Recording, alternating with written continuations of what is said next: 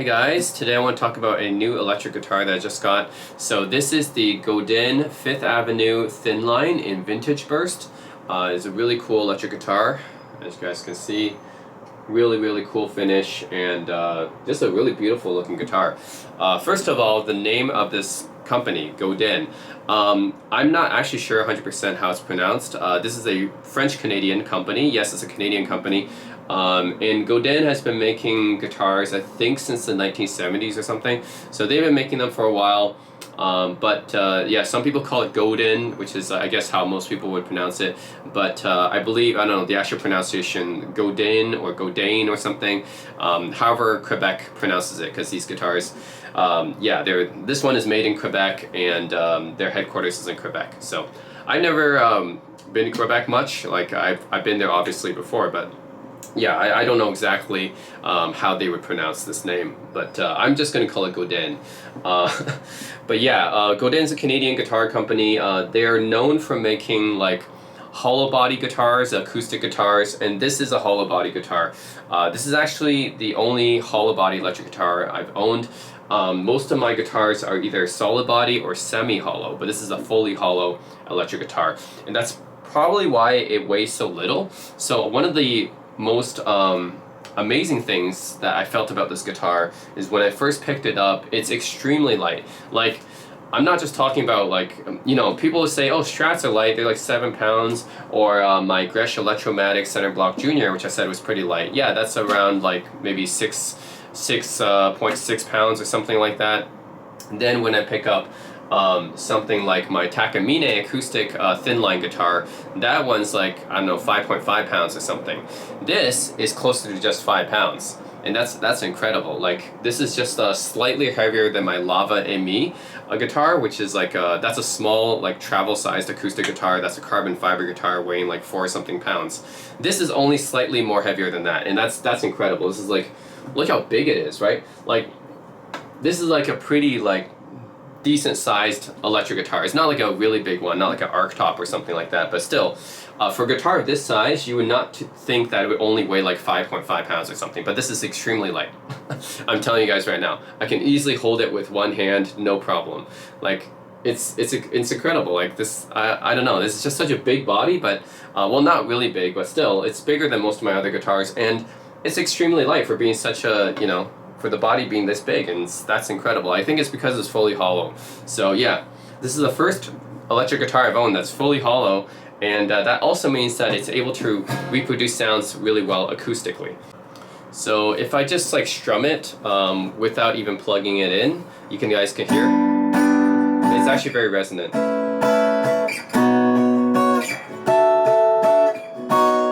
Just a pick.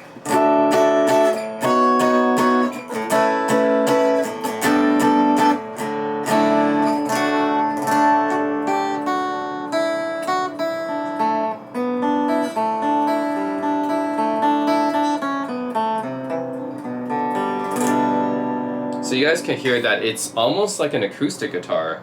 Yeah, like you can actually kind of play it as an acoustic guitar because it's that resonant to where you don't even have to really plug it in to hear it. So yeah, it's my first fully hollow electric guitar. So that's pretty amazing. The fact that it's so light and that you can play it pretty much acoustically as well. And yeah, just some other specs. Let's take a look at everything. So you guys can see the headstock Godin right here. This is apparently one of their more vintage looking headstocks. Yeah, they have their own tuners here. I guess it could be made by another company, but they're branded Godin. So yeah, maybe they make their own tuners too. So yeah, and you guys can see from the finish of this wood here, it is a very unique wood. This is actually wild Canadian cherry wood. So yeah, this is not a common wood used on guitars. Like, usually you'll find alder or ash or mahogany, right? Sometimes spruce, like on my Duesenberg. But yeah, in this case it's or basswood, but in this case it's wild Canadian cherry wood. I really don't know any other guitar that really uses this except for these Godin guitars. So yeah, and it's also fairly like thin, I would say, not like the thickest guitar. But yeah, I mean, at the same time, it's not super thin either. So I guess it's just what you would normally consider the thickness of an electric guitars like this. So yeah, overall it's really nice. This is a color called Vintage Burst. So it looks like a tobacco sunburst almost, but it's not really. It's called Vintage Burst. The neck here, so this is silver leaf maple neck, and the fretboard here is ebony. So ebony fingerboard on a silver leaf maple neck, and this neck is pretty flat. It's a 16-inch radius. That's really flat. So it's pretty good for soloing and for lead work, I would say. Like the flatter it is, would be better for faster like solo lead work compared to chords. And for the pickups, it's really interesting. So these are Lawler Goldfoil pickups. You guys can see here, Lawler Goldfoil pickups. I've had experience with these pickups before because actually I bought these pickups and installed them on a previous guitar that I had, the Bohemian Boho TNT. And I actually really like these pickups. These are one of the big reasons why I picked up this guitar, is because these pickups are really nice sounding. I just like the sound of Goldfoils. They're single coil pickups, but they actually these ones are like more like P90 replacements, because Lawler, who is an American pickup company, they make a lot of different pickup types. For this particular one, they make it in the style of P90, so you guys can see these are actually soap bar mounts, which are P90 soap bar mounts. And these Lawler Goldfoils fit into those mounts. So yeah, I really like these Goldfoil pickups. I was kind of like, when I sold my Bohemian TNT, it's not because of the pickups, it's because the neck wasn't very easy to play. That was a cheap guitar, so the neck wasn't well finished and everything. I felt bad about selling the guitar because of the pickups, because I love the sound of the pickups so much. So I really did miss the Lawler Goldfoils, so that's a big reason why I picked up this guitar, is because it came with Lawler Goldfoils as factory standard. So yeah, again, not too many guitars come with Lawler Goldfoils factory standard. I think the other one was the Sir Matthias Zato. I think, yeah, that's the other guitar I know that comes with the Lawler Goldfoils factory standard, or fitted. But anyways, the Lawler Goldfoils are amazing sounding pickups. I really like the fact that they have a big, nice, clear, clean tone with a lot of high end and chime to it. At the same time, it's not low powered, so it's not like a Strat single coil, but it's more like almost like a Dynasonic, right? But maybe even a little bit more sparkle and a little bit more beef than a Dynasonic pickup. So I'd probably say it's closest to like a Gretsch Dynasonic or De Armand in terms of sound and tone, but also a little bit different as well. And a lot of people might know the Goldfoil pickups from Ry Cooder, who's a very famous guitarist, and his Cooder casters, which use Goldfoils in them. Anyways, I'm gonna demo this later so you guys can hear what these pickups sound like. But anyways, comes with Lawler Goldfoils. Normally, when you buy Lawler Goldfoils separately, they're $400 by themselves. So this guitar in total costs $1,600 US. So yes, it's a lot of money. It's not like the most expensive electric guitar. It's not the cheapest either. It's just in that range where I would just really kind of consider it. And then I kind of sat for a while thinking about this guitar for a long time before I finally purchased it. So it's in that range, 1,000 to 2,000, where you kind of have to think about it. It's not like really expensive, but it's not like really cheap either. It's just in that range where you kind of have to think about the purchase. That's one of the reasons I got this $400 value actually just for the Lawler Goldfoils on a $1,600 guitar. So that's already pretty good value for this guitar, I'd say. And plus the exotic wood here, the cherry wood here, the Canadian wild cherry, that's an exotic wood. And you have Lawler Goldfoils. It just looks more expensive than it actually is, right? This is a $1,600 guitar. Yes, it's not cheap, but at the same time, like I could tell someone, hey, this is a custom, $4,000, $5,000 guitar, and it wouldn't like be too, like, I think if people didn't know about the actual price of this guitar, they might actually believe it, So it actually looks more expensive than it actually is, which is cool. But yeah, 21 frets. I kind of wish it was 22 frets, but 21 frets. And everything's like very premium, right? The exotic wood here, the cherry wood, and the ebony fingerboard. Ebony is like a rather premium material, I'd say. And it's very simplistic too. That's another reason why I like it. Just one volume control here, one tone control, and one pickup switcher. A 3-way pickup switch, of course. And that's pretty simple to operate. Tailpiece here is unique to Godin. I think this is just a unique tailpiece to them. I don't think I've really seen this much on other guitars. I purposely got this one like without a tremolo because I actually find the Bigsby tremolo like on my Gresh. I actually find like the Bigsby type tremolos like kind of cumbersome. So I specifically also like the fact that this didn't come with a tremolo tailpiece. I actually find those look kind of bulky. And really the Bigsby's are not like, yeah, it's not that usable anyways. Not as usable as my Duesenberg tremolo or my Fender Strat tremolo.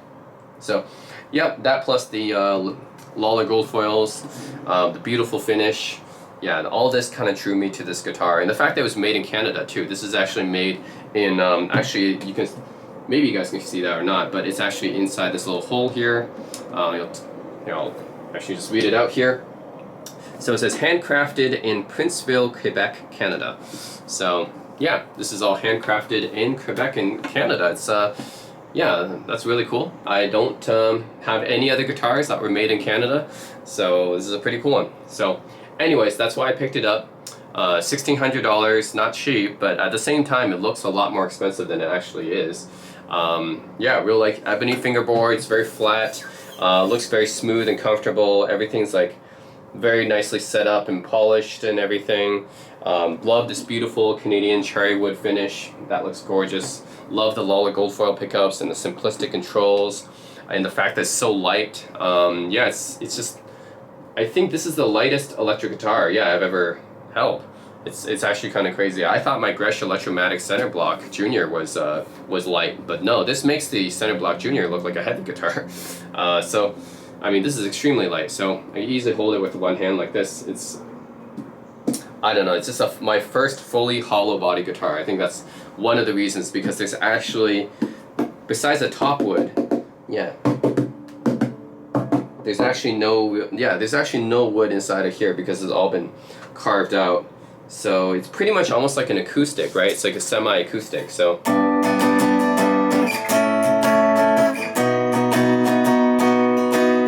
Yeah, you can play it acoustically, basically, because it's all hollow. So, yeah, that's another cool thing with this guitar. You can either play it acoustically, or you can plug it in and play it as an electric.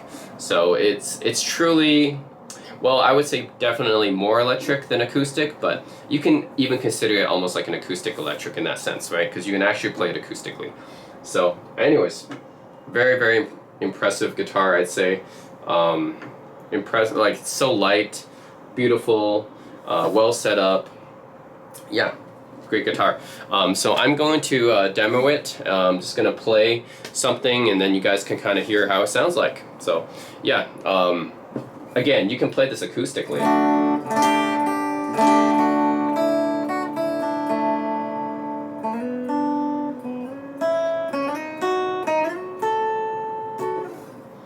Yeah, you can play it acoustically, but you guys want to hear the sound of these Lawler gold foils I was talking about, right? So yeah, stay tuned. I'm going to demo this guitar and what these babies sound like, and show you guys, you know, the sound is really up to par with the looks. All right, one other thing I have to mention is the gig bag. So Godin does include a gig bag here, which I felt was a little bit cheap looking actually for a $1,600 guitar. I would have expected something like either a hard shell case or a semi-hard shell case, like the one that was on my Takamine. But nope, this is just a gig bag, and honestly, it's like one of those.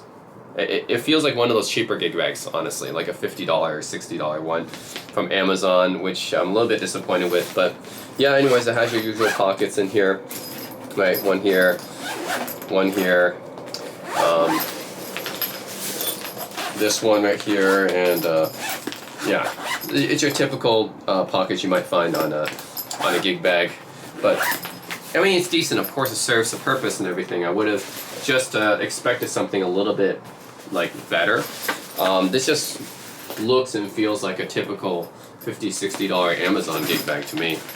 I mean, there is when you open it up, there is like a little cushion for the neck, which is nice. So that's a nice little thing that this big gig bag has, but it's not like a really expensive looking gig bag or anything like that. I honestly would have expected something better for $1,600.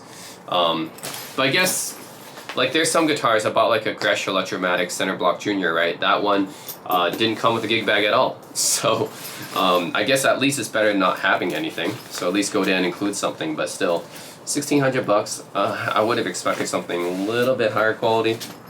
But anyways, yep, you just get a pretty basic looking gig bag out of it. I did find some cool, interesting stuff in it though. So, of course, they include, they give you like an Allen key, which most guitars do, right, to help adjust the action. Warranty, of course. But what's also interesting, they give you, this is a QA check. So because this was, well actually, yeah, because this was all crafted and manufactured in Quebec, Canada, right, I can see this is basically all the people that worked on it. So you know that Godin is kind of like a smaller shop, right? It's not like a big guitar company. They're a smaller guitar company, and it's cool to see that there is yeah, definitely distinct people that worked on this. They initialed it and everything. I don't have their full names, but at least they have different initials for who did what at each part of the step. And you can see that even some people did multiple steps. Like this guy PS did the fretwork, machine head install, AM did the intonation setup and playability and functions. So they're small enough shop you have one person doing sometimes multiple steps. So anyways, I found that pretty cool. Another thing I found that was pretty cool is this little letter here that I got in the gig bag unexpectedly. This letter says, this guitar was used by Godin to showcase the upcoming new line of Fifth Avenue thin lines during NAMM 2024. It was purchased directly from the Godin representative months before the model was made available to the public. This is interesting because before I bought my guitar, of course, I did some research on it. So there wasn't too many videos on this particular model. So one of the first and only videos that popped up was the NAMM 2024 showcase, where one of the representatives of Godin, he was playing this guitar, and I think that might be one of the only videos on this particular model that I saw. So this is really interesting because apparently this is the exact same guitar that representative was playing, I guess, during NAMM 2024. That's pretty cool, right? That's like the only video I saw online of this guitar, and yeah, apparently that's the one that I have. So anyways, very interesting. Also came with a set of strap locks from Schaller as well. So these are Schaller strap locks. Pretty interesting. I didn't know that. Actually, I'm not sure if this is something that Godin gives me. I think it's actually the seller, the reseller or whatever, that included these Schaller strap locks. So anyways, that's a pretty nice addition. These by themselves are like, I don't know, $30 or something like that. So that's a nice little inclusion. So yeah, just want to talk about the case itself, which is a little bit disappointing for me, but it is cool that apparently I have the exact same guitar that that Godin representative played at NAMM 2024, because I watched that video a few times. So anyways, just wanted to add this little tidbit. Alright, so first I'm just going to demo, you know, the Lolly Goldfoil pickups in this guitar, play through like a few licks here and there, and then I'm going to do a jam at the end, okay? So first, I have everything plugged in. I got some little bit of reverb and some compression, and that's really about it, just to show you guys more the natural sound of the Goldfoils. And then during the jam, I'm going to turn on some overdrives, right? Okay. So yeah, and the amp is a Supro Keeley 12. It's a pretty neutral amp, so it doesn't really have too much of its own tone because it's meant to be a pedal platform amp. So what you'll hear is, I would say, pretty much close to the natural sound of the Lolly Goldfoils, okay? So right now, neck position, volume 10, tone 10, neck position.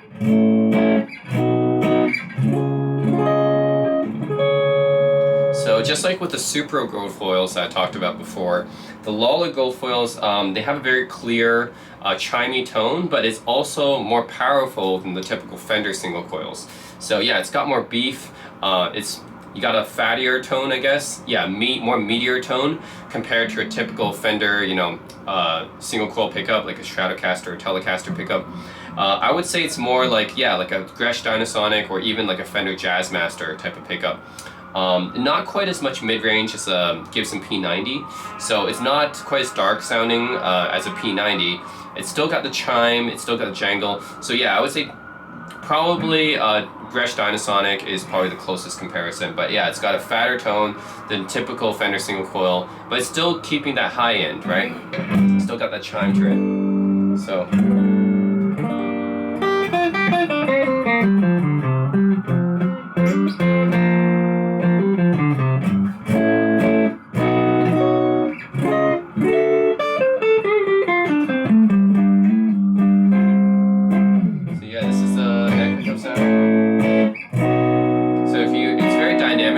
pick lightly, it's going to stay clean. If I pick harder, it's going to overdrive a bit. So like this is some like light picking.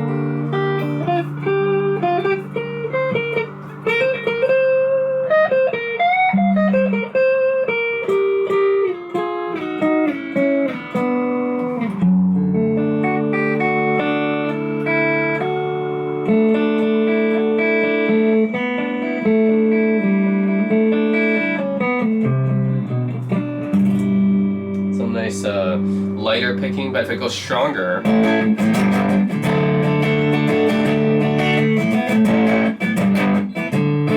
it's going to overdrive a little bit when I go harder. So it's a very dynamic sounding pickup, right? I didn't even change the volume controls.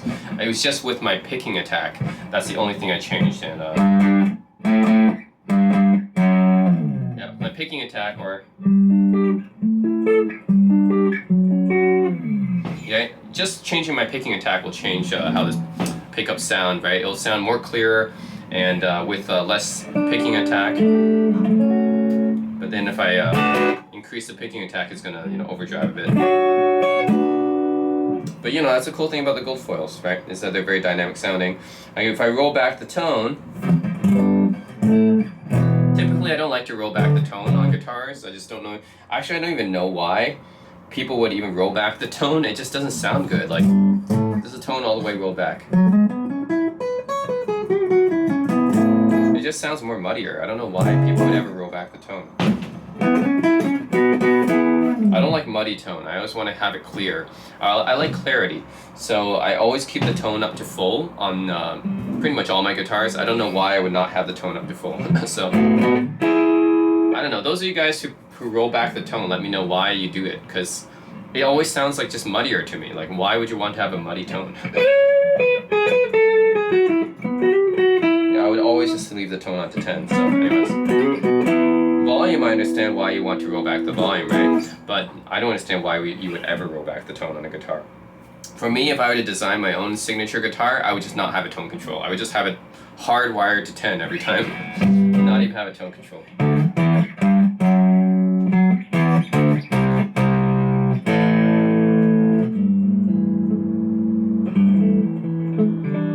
Yeah, very expressive, dynamic pickup, these Lawler gold foils.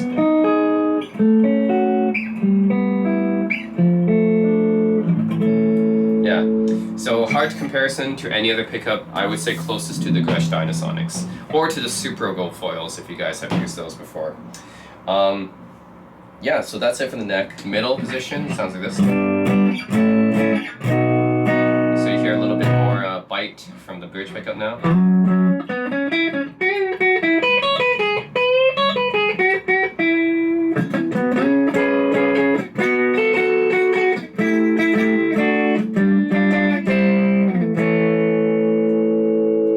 By the way, the bridge is noticeably higher output than the neck, right? That's how it is on most pickups these days. But funny thing is, vintage pickups, I think, the neck might have been actually hotter. But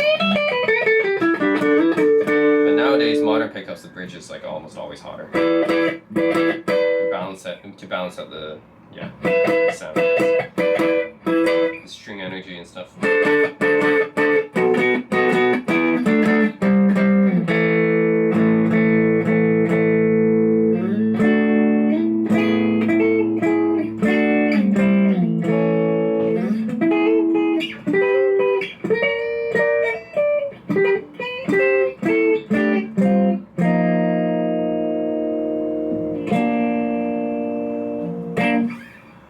Bridge pickup, you guys can hear it's very different. Like, it's got a lot more output.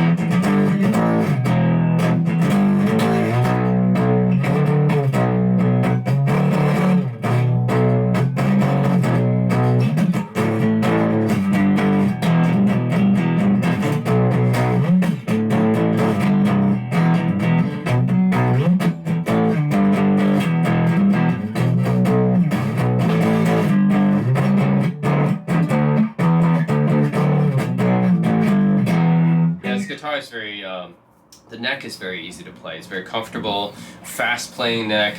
Yeah, I really like it. The 16-inch radius really helps, right? It's a very fast playing neck, so easily play like my riffs on it, licks or whatever.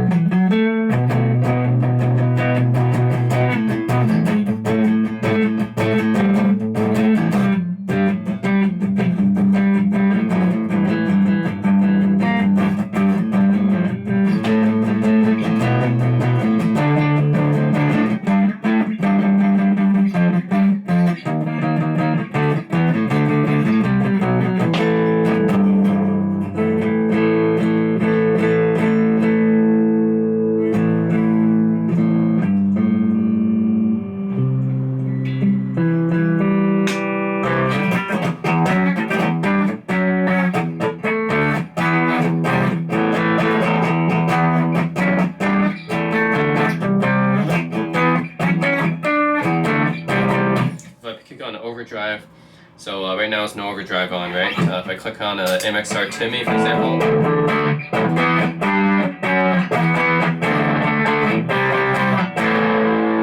I mean, this guitar may look like a jazz type guitar, like a, you know, almost like an arc top, but yeah, you can actually do some rock stuff with it. So turn on Timmy, I can turn on the Snouse Black Box, like a blues breaker type overdrive. You guys can hear this.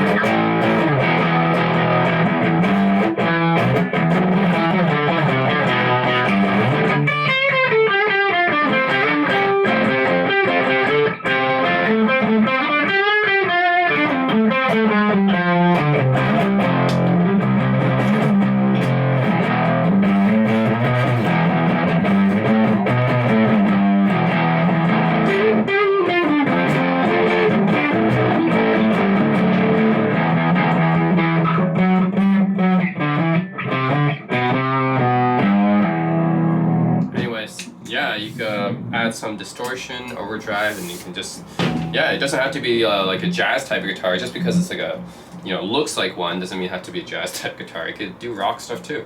So anyways, yeah, that's pretty much the basic tone. These Lala gold foils are really versatile, as you guys can have heard, right? It can do like clean stuff with a lot of clarity.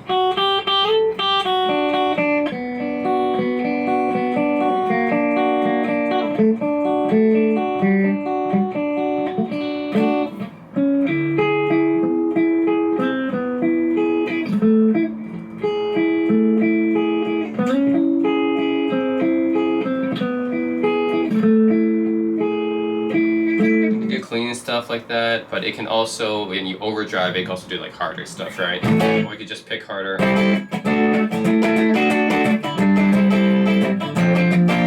So yeah, it's a very dynamic sounding pickup. Alright, so now I'm going to play a few jams. Yeah, just different kind of jams. So stay tuned, guys, and it's going to be using a few different overdrives and obviously the Lala pickups in the Godin 5th Avenue thin line. But yeah, so far I'm really liking it. Yeah. The really beautiful looking guitar sounds great, very light and easy to carry. Yeah, love the playability as well.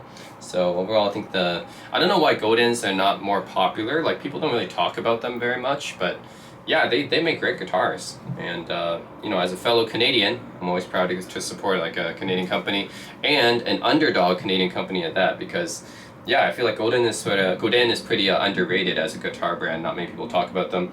Maybe they don't have the they don't have the pizzazz of a Gibson or Fender or PRS, or Ibanez. You know, doesn't have the big time endorsees. But hey, I think they make great quality, fine craftsmanship. Looks almost like a custom-made guitar, doesn't it? Right? So, anyways, I have to. I always like to support the lesser-known brands, and Godin, even though they've been around for a long time, I feel like they're not appreciated enough. You know, just like with GNL, I feel like it could be more appreciated. That's why I kept my keep my GNL as well, because I feel like that's a brand that deserves more love. And same thing, Godin. I think they deserve more love too. And Supro as well. That's why I got a Supro guitar before. I feel like these brands deserve a bit more love from the guitar community. Anyway, stay tuned for my jam. Yeah, gonna do a few like even jazzy or bluesy stuff. I really like this Godin 5th Avenue thin line. I think this is a great model. They just came out with this model, I think, earlier this year. So it's a fairly recent model. But yeah, love the fact that it's so lightweight, and you can play it acoustically actually as well, not just electrically, but even because it's fully hollow, you can play it acoustically as well. And yeah, it's very versatile. These pickups, these Lawler gold foils are amazing, very versatile pickups, very dynamic. Sounds great, looks great, right? Looks beautiful, like a custom-made guitar, and highly playable, very comfortable. Overall, yeah, I think this guitar, I think Godin guitars in general deserve a bit more love, but yeah, definitely really like this guitar so far. So stay tuned for the jam, guys. Let me know what you guys think of the Godin 5th Avenue thin line in the comment section below, and as always, thanks for watching. Stay tuned. Oh yeah, one FYI is because this is a fully hollow body guitar, it's actually very easy to feedback when you're playing this guitar, so just FYI, although it can do rock stuff, I wouldn't go too high gain with this guitar just because it's very easy to feedback with it, because it's a fully hollow body, right? So if I put it very close to my amp right here,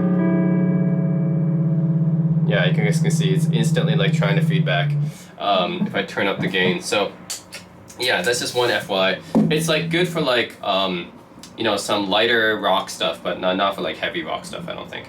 So that's the one thing, just because it's a fully hollow body.